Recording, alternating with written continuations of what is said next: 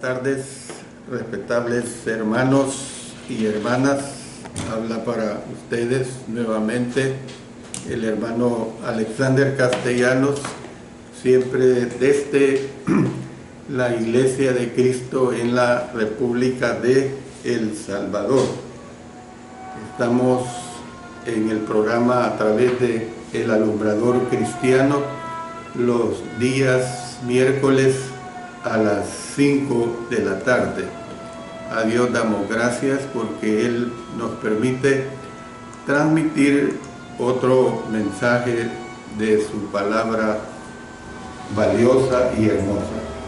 Vamos a dirigirlos en oración y luego pasaré a dar las instrucciones del estudio de esta tarde. Padre Celestial, gracias te damos porque una vez más me permites presentar un estudio más acerca de tu palabra inspirada, tu palabra que es grandiosa y que nos ayuda a modificar siempre nuestras vidas. En el nombre de nuestro Señor Jesucristo. Amén. Amén. Bueno, ustedes ya saben que los días miércoles estamos transmitiendo el estudio sobre la vida y ministerio de Cristo. Hoy vamos a ver la lección número 3 y vamos a continuar con el tema específico, el mundo al cual vino Cristo, en su parte 3. Yo le repito, la vida y ministerio de Cristo, lección 3, tema específico, el mundo al cual vino Cristo, parte 3. Estuvimos hablando acerca de los diversos periodos que se dieron antes de la venida del Señor Jesucristo. Ahora vamos a continuar ya específicamente con el período romano, o sea, este periodo en el cual concierne a la llegada del Señor Jesucristo. Hay mucho que decir y nuevamente les digo que hay muchos datos históricos y muchos datos que en cierto modo, si usted lo desea, tiene un cuaderno a su mano, los puede anotar, porque se trata de acontecimientos que se dieron en un momento determinado. Entonces, vamos a comenzar pues con el período romano que se desarrolló desde el año 63 antes de Cristo hasta el año 70 después de Cristo, cuando fue la destrucción de Jerusalén, de lo cual vamos a hablar a su debido tiempo. Al igual que con cada una de las fechas, nuestro interés se centra en la tierra de Palestina. Roma destruyó Jerusalén en el año 70 después de Cristo. Jerusalén fue conquistada por Pompeyo el Grande en el año 63 antes de Cristo. En aquel tiempo, Roma era gobernada por un triunvirato que incluía a Pompeyo y a Julio César. Al final, Julio César asumió el mando. Hay varias aclaraciones al respecto de esto. Por ejemplo, los gobernantes romanos durante el tiempo en que vivió Jesús fueron Augusto Octavio César, que gobernó desde el año 27 antes de Cristo hasta el año 14 después de Cristo. Dice Lucas 2:1, aconteció en aquellos días que se promulgó un edicto de parte de Augusto César, que todo el mundo fuese empadronado. Luego tenemos a Tiberio César, desde el año 14 hasta el año 37 después de Cristo.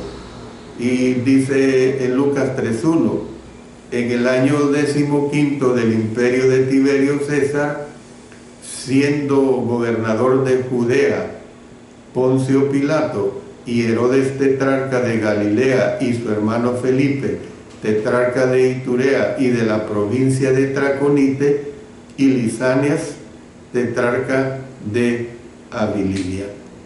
Entonces nosotros podemos ver, pues usted puede ir notando de que la información que se da son datos exactos, datos que nos presenta la palabra de Dios. Palestina fue puesta bajo gobernadores responsables ante Roma, o sea que le tenían que rendir informe al poderío romano.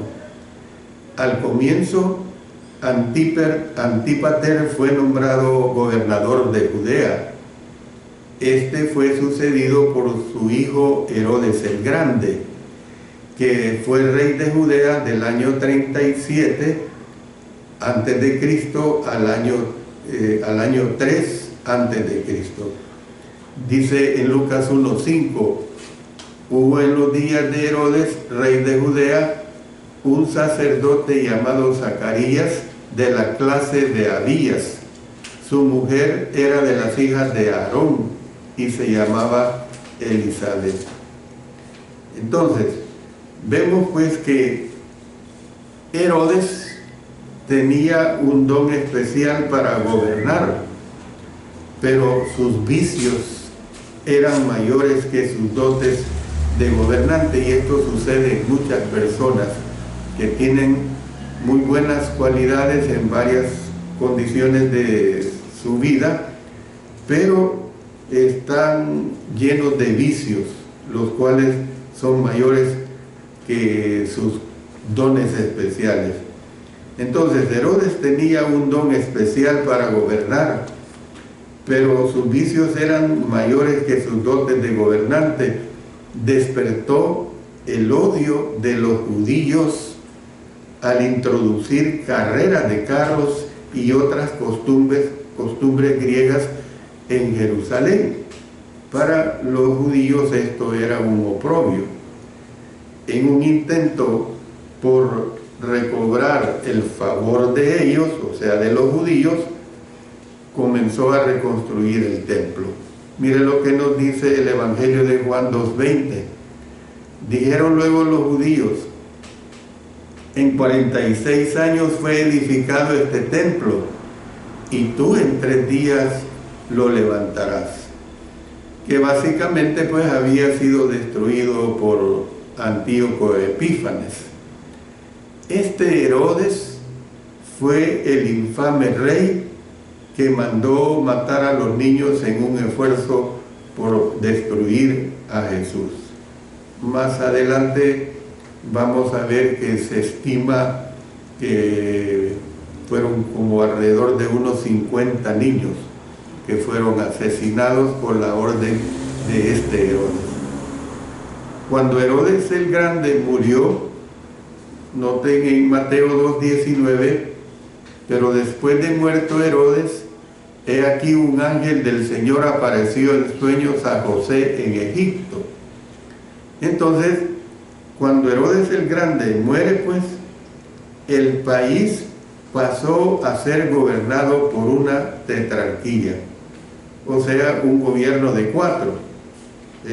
Vamos a ver varios puntos al respecto de esto. Vamos a ver 4 puntos. Del número 1. Al comienzo, un hijo de Herodes llamado Arquelao fue nombrado sobre Judea y Samaria. Dice Mateo 2:22, pero oyendo que Arquelao reinaba en Judea en lugar de Herodes su padre, tuvo temor de ir allá, pero avisado por revelación en sueños, se fue a la región de Galilea. Este Arquelao pues fue quitado del cargo en el año 6 después de Cristo y sustituido por una serie de gobernadores. Aquí tenemos el caso de Pilato, que fue el 6º gobernador. Dice en Lucas 3:1, Bueno, esto ya lo leímos. Bueno, pasemos al punto número 2. Otro hijo, Herodes Antipas, llamado a veces Herodes a secas y distinguido a veces como Herodes el tetrarca, es en el Nuevo Testamento, perdón. Este fue hecho tetrarca de Galilea y de Perea. ¿Ve? Ya lo leíamos en Lucas 3:1. En Mateo 14:1 dice: en aquel tiempo Herodes el tetrarca oyó la fama de Jesús. Este es el más conocido de los Herodes, pues gobernó durante el ministerio personal de Jesús. Ahí se ve claramente en este versículo 1 de Lucas capítulo 3. Una región que a veces se llamaba, el distrito de Basán. Voy a leer varias de estas citas que tenemos en referencia a Basán, porque es interesante identificarlo. Es decir, que Basán se menciona a menudo en el Antiguo Testamento, por ejemplo, en Josué 22:7. También a la media tribu de Manasés había dado Moisés posesión en Basán, más a la otra mitad dio Josué heredad entre sus hermanos a este lado del Jordán, al occidente, y también a estos envió Josué a sus tiendas después de haberlos bendecido. Luego en 1 Crónicas 6:71, a los hijos de Gersón dieron de la media tribu de Manasés Golán en Basán con sus ejidos y Astarot con sus ejidos. Isaías 33:9, se enlutó, enfermó la tierra, el Líbano se avergonzó y fue cortado, Sarón se ha vuelto como desierto, y Basán y el Carmelo fueron sacudidos. Pero no se menciona en el Nuevo Testamento, pues. La región que estaba alrededor de Iturea y Traconite corresponde más o menos a la antigua nación de Basán. Yo se lo repito, la región que estaba alrededor de Iturea y Traconite corresponde más o menos a la antigua nación de Basán, de modo que a la región se le designa a menudo como el distrito de Basán. Así hay que identificarlo. Una cuarta región llamada Abilinia. Es interesante también identificar esta cuarta región llamada Abilinia. Dice que fue concedida a Lisanias, y allí también lo hemos visto en Lucas capítulo 3 versículo 1, que no era un Herodes. Abilinia no formaba parte de la región que había estado bajo dominio de Herodes el Grande. Los romanos hicieron varias concesiones a los judíos. Esto es bien importante. Estas concesiones que hicieron a los judíos. Por lo menos voy a mencionar 4 de esas concesiones. La número 1, se les eximió del servicio militar. Imagínense qué privilegio. No daban servicio militar. Número 2, no se les podía citar en corte en los días de reposo. Imagínense la influencia que llegaron a tener, pues.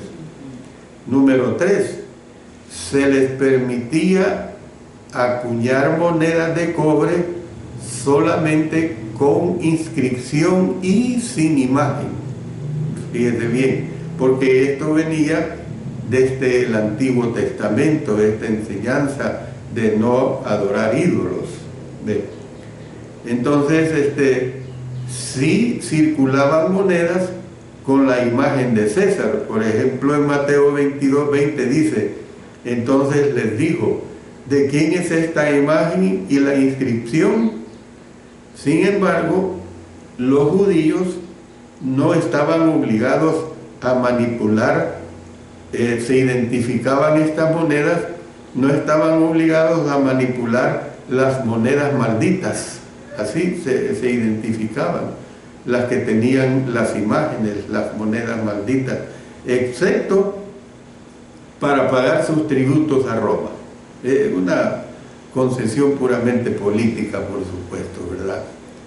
Y número 4, a los soldados romanos, noten, se les prohibía portar estandartes con imágenes. ¿Cuándo? Cuando marchaban sobre la tierra de ellos. No podían portar estandartes cuando marchaban sobre la tierra de ellos. Entonces, ¿qué es lo que vemos? Pues que lo más importante para los cristianos es cómo el periodo romano preparó el camino para Cristo, y esto es lo que nosotros tenemos que entender en los gobiernos alrededor del mundo, cómo es que el Señor los ha usado para que su palabra se difunda.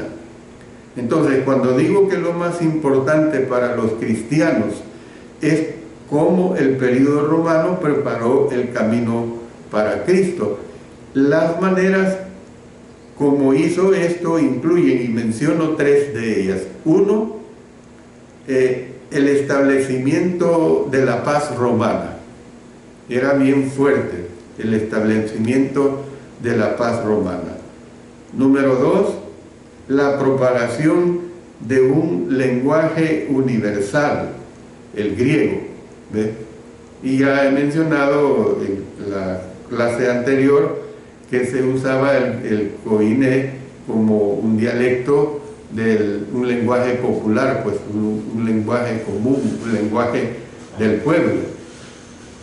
Y 3, la construcción de una enorme red de caminos que permitió el transporte y la comunicación a lo largo y a lo ancho del imperio. Imagínense, esto es verdaderamente sorprendente. Y yo pongo de ejemplo el caso de El Salvador. Aquí este país territorialmente muy pequeño, con 21.000 kilómetros cuadrados,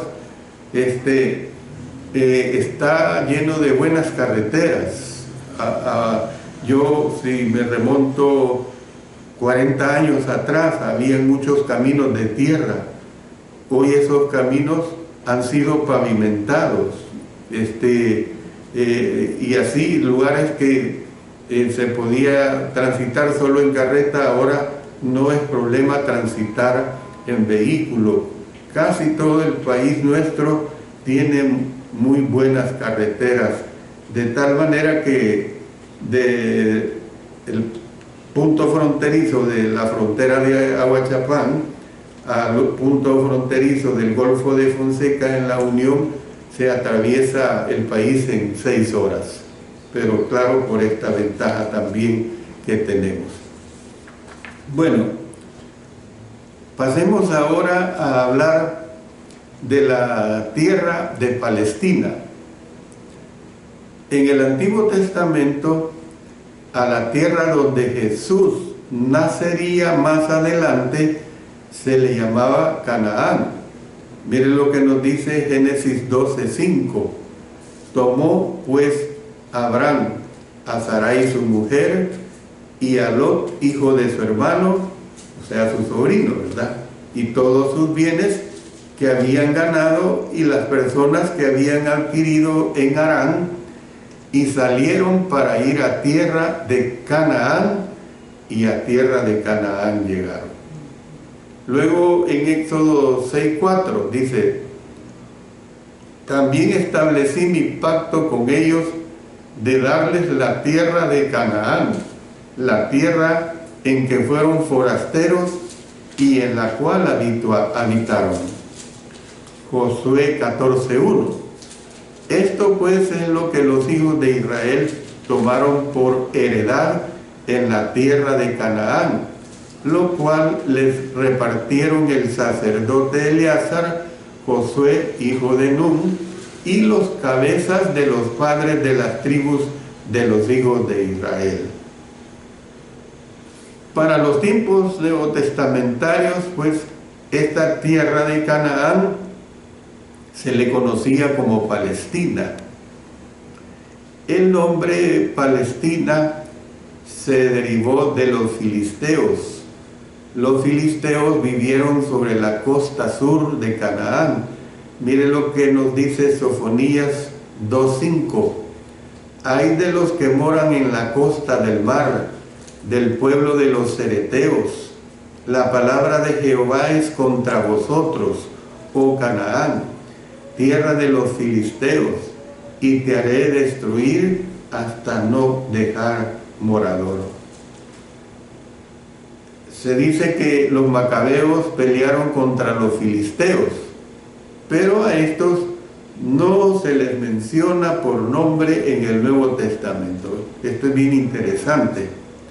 Los macabeos en el Nuevo Testamento nunca se les menciona por nombre. Hay quienes creen que ellos fueron absorbidos dentro de la nación judía. Como repito, pues este nombre no se encuentra en el Nuevo Testamento. El nombre Palestina se encuentra una vez en el Antiguo Testamento, en la versión del Rey Santiago dice en Joel 3:4, y también, ¿qué tengo yo con vosotros, Tiro y Sidón, y todo el territorio de Filistea? O sea, refiriéndose a Palestina. ¿Queréis vengaros de mí? Y si de mí os vengáis, bien pronto haré yo recaer la paga sobre vuestra cabeza. Hay una versión que traduce la palabra por Filistea, y también la Reina Valera lo traduce por Filistea. Los relatos, pues, del Evangelio recogen cerca de 150 eventos de la vida de Cristo. Más o menos un centenar de estos están vinculados a lugares geográficos concretos. Una forma favorita de referirse a la longitud de la tierra era la expresión desde Dan hasta Beerseba. Miren, vamos a leer varios de estos versículos. Dice en Jueces 21: entonces salieron todos los hijos de Israel, y se reunió la congregación como un solo hombre, desde Dan hasta Beerseba y la tierra de Galaad, a Jehová en Mizpa.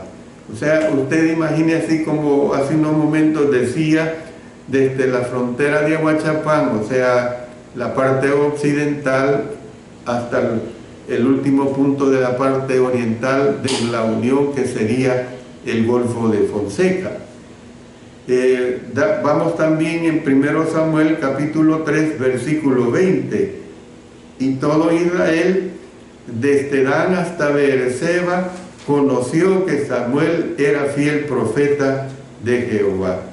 Y yo le digo a usted que escucha en diferentes países estos mensajes, usted conoce el mapa de su territorio, la ubicación geográfica como es, entonces ubique del punto más extremo hacia el otro punto más extremo. Luego, en 1 Reyes 4:25, y Judá e Israel vivían seguros, cada uno debajo de su parra y debajo de su higuera, desde Dan hasta Beerseba, todos los días de Salomón. desde Dan en el norte hasta Beerseba en el sur, había una distancia de unos 240 kilómetros, se lo repito, una distancia de unos 240 kilómetros. La tierra abarcaba una superficie de unos 26.000 a 31.000 kilómetros cuadrados.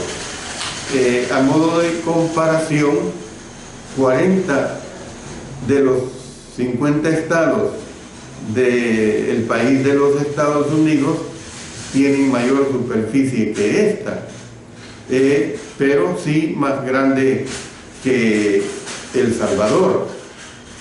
Miren, comparando el tamaño de Palestina con el de regiones cercanas al lugar donde usted vive, usted puede hacer esa comparación. Esto ayudará a entender pues mejor la relativa pequeñez de esta tierra. Era poco más grande que territorios, por decirlo así, como las Islas Fiji, las de Kuwait, las de Suazilandia, y apenas más pequeña que Belice o Eslovenia.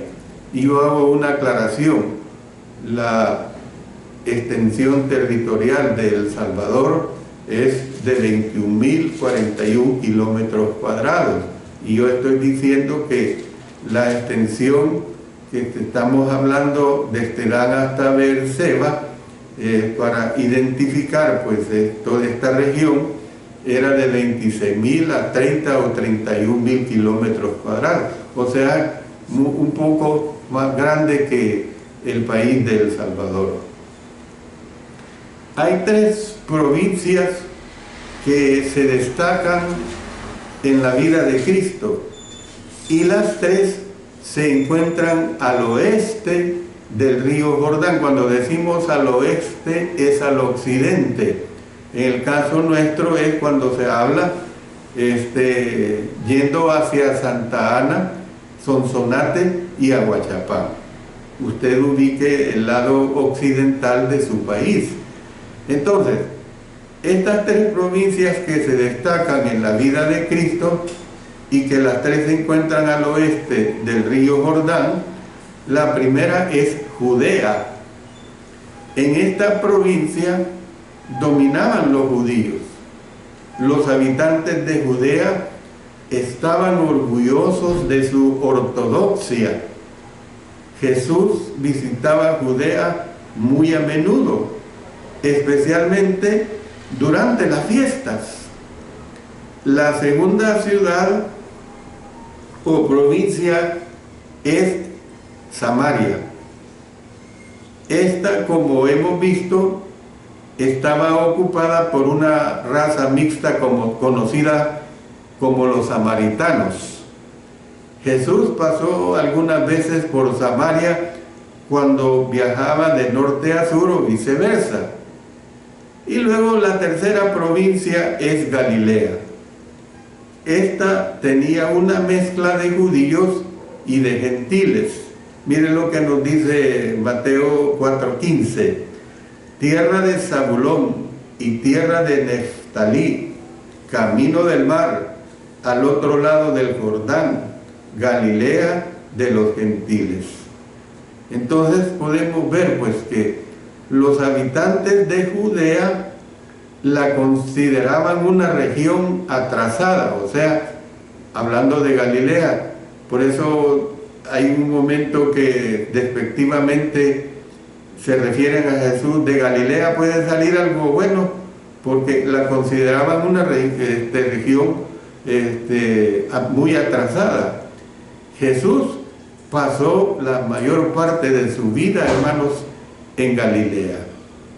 Hay que entender esto, son datos muy importantes que para sentirle sabor a la vida y ministerio de Cristo Jesús, tenemos que retener datos interesantes, como es que los habitantes, que Jesús pasó la mayor parte de Judea en Galilea. Entonces, las tres provincias que se destacan en la vida de Cristo son Judea, Samaria y Galilea. Ya hemos dado las características específicas de cada una de ellas. En varias oportunidades, Jesús pasó a la ribera oriental del mar de Galilea, a la cual se le designa con la expresión de el distrito de Basán. Óigase bien, el distrito de Basán. Por eso en Lucas 3:1 le llama a esta la región de Iturea y Traconite. Al sur de esta región se llamó Decápolis, que significa literalmente 10 ciudades. Decápolis literalmente significa 10 ciudades. Ustedes saben, deca es 10. ¿Ve? Había más de 10 ciudades en la región, o sea, en lo que se identifica como la Decápolis. Pero aparentemente solo 10 de ellas se consideraban predominantes. Miren lo que dice en Mateo 4:25. Y le siguió mucha gente de Galilea, de Decápolis, de Jerusalén, de Judea y del otro lado del Jordán. Marcos 5:20. Y se fue y comenzó a publicar en Decápolis cuán grandes cosas había hecho Jesús con él, y todos se maravillaban. Marcos 7:31. Volviendo a salir de la región de Tiro, vino por Sidón al mar de Galilea, pasando por la región de Decápolis. Entonces, cerca del final del ministerio de Jesús, se retiró varias veces de Galilea. Ya hemos dicho que gran parte de su vida y su ministerio lo pasó en Galilea. En una de estas ocasiones lo hizo hacia la región de Tiro y de Sidón, ciudades que pertenecían al país de Fenicia.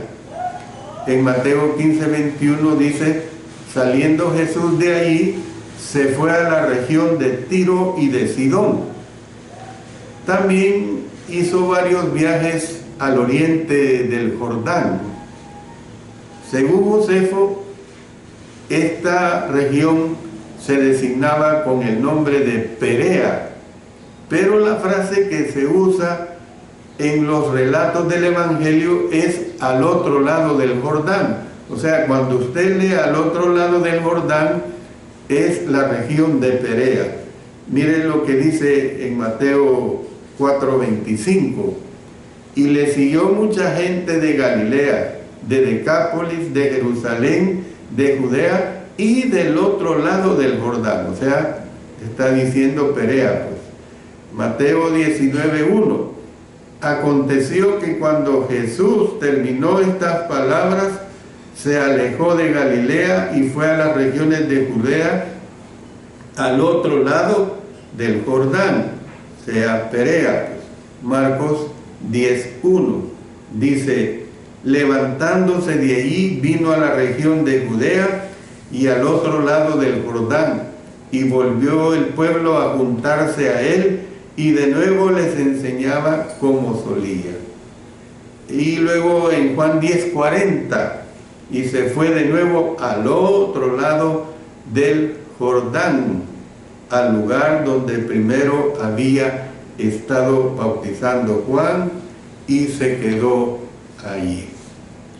Bueno,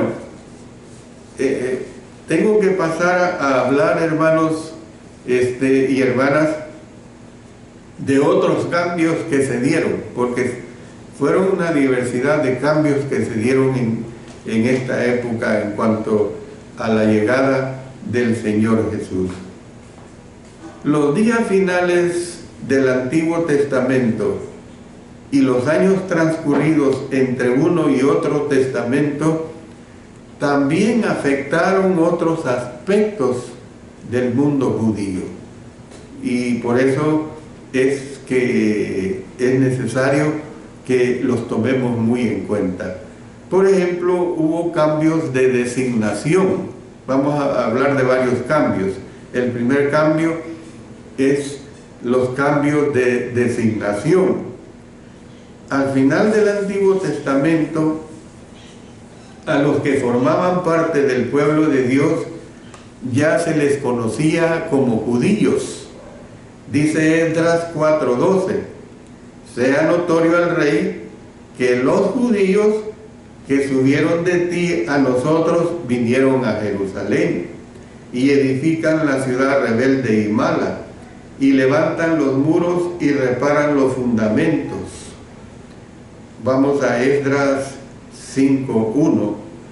Profetizaron Ageo, hijo de Ido, ambos profetas, a los judíos que estaban en Judá y en Jerusalén, en el nombre de Dios de Israel, del Dios de Israel, quien estaba sobre ellos.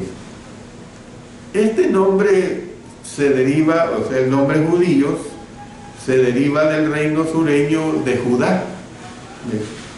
La mayoría de los que volvieron del cautiverio en Babilonia eran descendientes de la gente que habitaba en esa región y de la tribu de Judá. Entonces, para los tiempos neotestamentarios, la expresión judíos era la que primordialmente se usaba para referirse a este pueblo.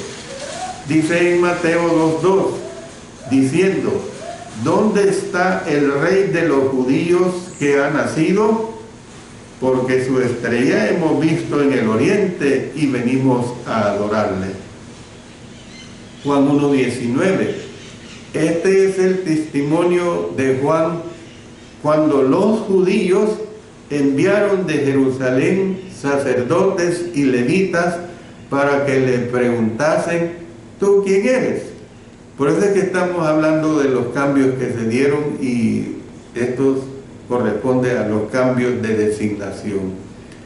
De vez en cuando todavía se les llamaba israelitas. Miren lo que dice en Juan 1:47. Cuando Jesús vio a Natanael que se le acercaba, dijo de él: he aquí un verdadero israelita en quien no hay engaño. Luego en 2 Corintios 11:22, ¿son hebreos? Yo también. ¿Son israelitas? Yo también. ¿Son descendientes de Abraham? También yo.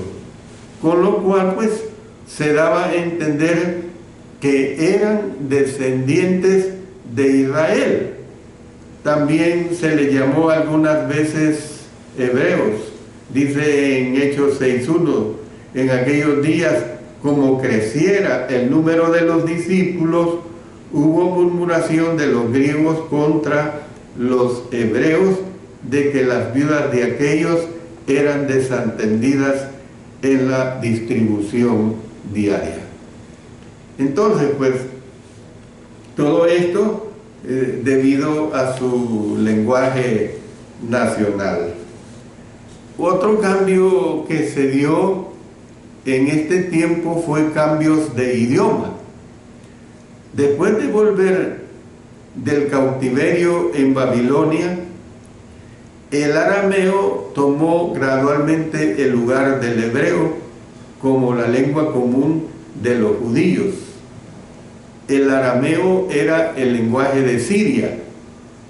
Era parecido al hebreo, oígase bien, parecido, pero eso no quiere decir que igual. Es como cuando nos dicen que el español es parecido al portugués, y cuando se dice que el portugués es español mal hablado, eso es una mala declaración, porque yo he estado con personas brasileñas hablando puro portugués y es muy difícil entenderles, hermanos.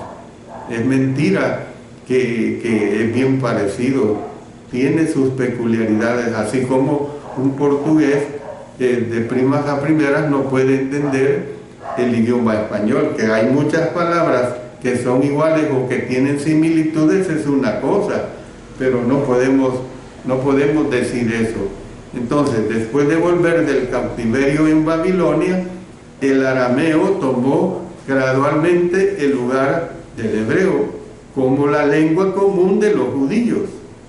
El arameo, el lenguaje de Siria, era parecido al hebreo, y podemos comparar como el italiano lo es al latín, pero eso no quiere decir que son idiomas iguales, ¿verdad? Cada idioma tiene su peculiaridad. Cuando de repente uno ve una película y que hablan en italiano, hermanos, yo no entiendo, es difícil, entiendo palabritas, pero es mentira que se parece al español también. Entonces, ¿qué es lo que pasaba? Que los niños judíos todavía estudiaban hebreo en la escuela, del mismo modo que los italianos pues estudian el latín. ¿Ve?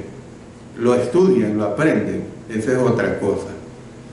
El idioma universal de los tiempos de Jesús era el griego, mientras que el lenguaje oficial del gobierno romano era el latín. Cuando Jesús fue clavado en la cruz, el rótulo que pusieron sobre su cabeza tenía una inscripción en 3 idiomas, hebreo, latín y griego. Dice en Juan 19:20, y muchos de los judíos leyeron este título porque el lugar donde Jesús fue crucificado estaba cerca de la ciudad y el título estaba escrito en hebreo, en griego y en latín. Por causa del tiempo, yo tengo que parar, hermanos y hermanas. Nos quedamos en los cambios.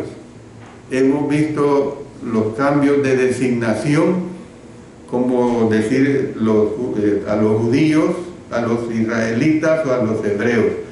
Y hemos visto los cambios de idioma. En la próxima clase del siguiente miércoles, mejor dicho, vamos a continuar con estos cambios. Les invito pues para el miércoles, creo que sería el miércoles 4 ya del mes de mayo, año 2022, a las 5 de la tarde, para escuchar otro mensaje más acerca de la vida y ministerio de nuestro Señor Jesucristo. Oremos. Padre Celestial, dándote agradecimiento porque tú nos permites presentar tu palabra, tú nos permites que con la gran ayuda del Espíritu Santo se pueda expresar. Y mi ruego es que la hermandad que lo escucha, todas las personas lo entiendan, lo comprendan y se gocen, así como tu servidor, con el mensaje de la vida tan grandiosa de nuestro Señor Jesucristo. En su nombre hacemos todo. Amén. Amén.